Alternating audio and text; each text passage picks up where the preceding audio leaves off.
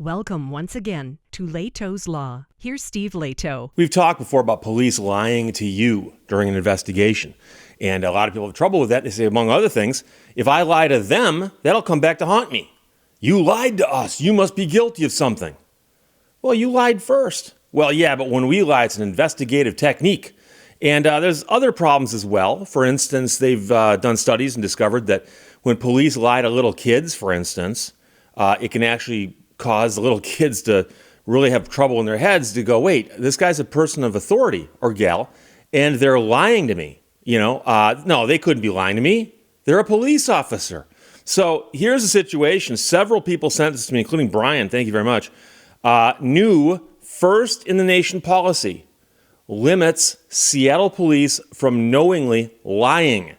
So they actually decided they're going to do something about it to see what they can do to stem it a little bit. So the story is widely reported, including from mynorthwest.com. L.B. Gilbert wrote this version of it. The city of Seattle is instituting a new policy limiting the Seattle Police Department's ability to use ruses in their work, lies, citing recent instances where the public's trust was undermined by officers knowingly using untrue statements.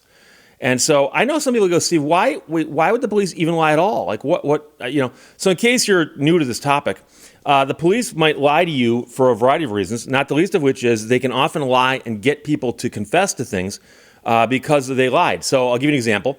Police come upon a scene where there's two people standing there, and they think one of them did something wrong, but they're not sure which one because the cops weren't there.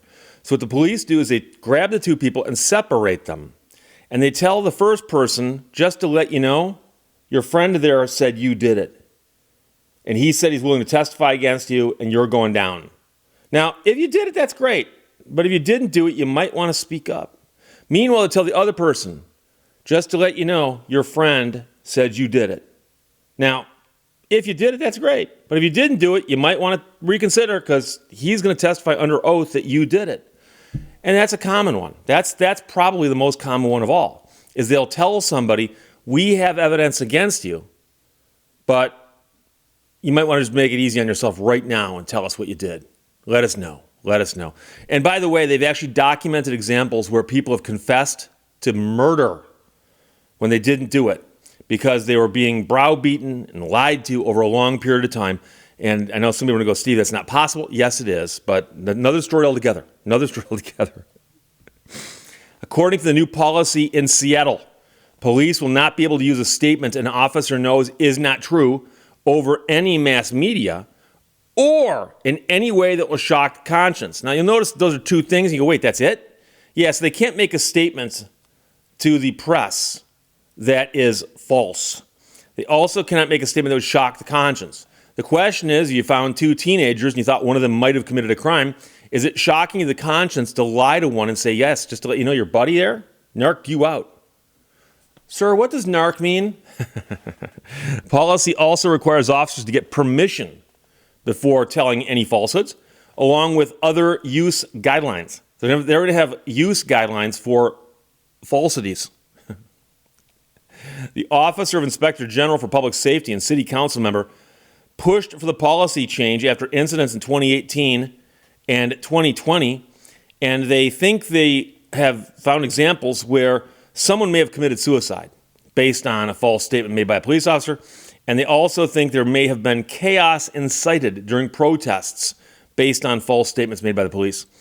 The Seattle mayor announced the policy change second to last day of October, not Halloween, but the 30th, emphasizing that the public trust lost during the use of these ruses outweigh any benefit gained by officers. So, yeah, you might get a little ahead in the investigation by lying to this one person, but if it really hurts the department otherwise, the question is, at what point do we go, okay, enough is enough? Effective public safety requires community buy-in, and this new policy is an important step to build understanding with the public, demonstrating that for Seattle Police Department operations to be successful, they must be paired with a commitment to unbiased, constitutional policing. This innovative new policy will lead to better police work thanks to the voices of many, including the media, who brought attention to this tactic, community members who called for guidelines to match our values, and Seattle accountability and police leaders who developed a plan to make that vision real. I've mentioned before that I don't think of myself as a journalist. When people say, Steve, journalists do such and such, I never go, gee, that's me. No. But I am part of the media. So the main uses that the new guidelines have for ruses are to de-escalate situations, to help calm people down, or to promote safety. And falsehoods are completely prohibited when investigating misdemeanor property crimes. So it's simply a misdemeanor property crime. They cannot do this. If it's a felony, apparently all bets are off. They can say anything they want. According to Seattle Police Chief Adrian Diaz, the policy is the first of its kind in the U.S. and continues Seattle's long tradition of public safety innovation rooted in accountability and a commitment to building public confidence.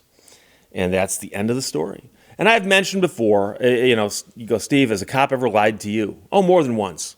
I mentioned a while back that I got pulled over, a little over a year ago now, I think. Police officer goes, yeah, I saw you were weaving. You crossed the center line and you hit the fog line. But yeah, you're free to go, and he let me go. And I hadn't done either of those things, but his word against mine, and I didn't have a dash cam at the time. On the other hand, I can tell you another example. This is years ago, and I've told this story once or twice before, so I apologize if you've heard it before. But I was sitting in a car with a friend one evening, and a police car rolled up behind us. And the car was parked. We were not driving anywhere. We were simply at a park in southeastern Michigan. And a police car rolls up behind us. So there's a cop car behind us now. We're not driving, so we can't be speeding. We couldn't have hit a fog line while parked. And police officers walk up on both sides of the car, say, can you guys step out of the car? And we step out of the car. And cop says to the driver, because I was the passenger, can I search your car? Driver goes, sure, knock yourself out. Cops up there digging around, asking us who we are, how old we are, what are we doing, all this stupid stuff. Well, we're not breaking the law if that's any of your concern. And one cop walks over and he goes, okay, so whose cocaine is that in the door? Whose cocaine is that in the door? Well, there was no cocaine in the door at all to begin with, so it was nobody's. But number two, it certainly wasn't mine, and it certainly wasn't the driver's, because it didn't exist. And so both of us said, what? There's no cocaine in that car. What are you talking about? And cop goes, oh, okay. Well, see you guys later. Get in the car and drive away. Now, he was hoping we're going to go, cocaine? No. It's crystal meth underneath the seat. Oh, no. It's hash oil above the visor. It's Professor Plum in the study. No, there's nothing in that car. But the guy just said that. Now, you might say, Steve, that's not a lie. Because he asked a question. He didn't make a statement. But that question obviously had an implied statement in it. We found this in that car. Whose is it? That's what that implication is. But there wasn't any. And now I can see where if they came across a couple people who had stuff in their car they shouldn't have in their car, and they searched the car and didn't find it, they might want to just one last cast into the water to see what they can catch fishing. But whose cocaine is that in the door? Sorry. No, it ain't either of ours because it doesn't exist.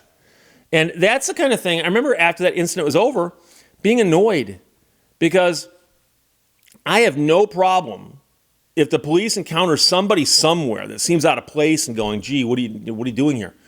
We weren't out of place. It was a public city parking lot. There's a lake right there.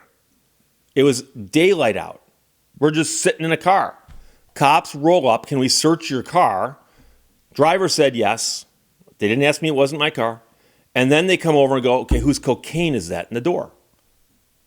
And I can tell you right now which jurisdiction the police department was from and everything. I mean, I remember everything about it. We're talking over 30 years ago. But those kinds of things stick with you. Have I had good experiences with the police? Yes, I have. I actually have. I have. Okay, so I'm not saying they're all bad experiences that I've had with the police. But that kind of stuff sticks with you. And you go, oh, okay. They can be jerks too. So that's a problem. But the cool thing here is Seattle's passed a rule that the police are supposed to follow. And it says it will limit the police from knowingly lying in particular situations. 1, to the media. Number 2, anything that would shock the conscience. And number 3, anytime it's a misdemeanor property crime. So I think it's a great idea.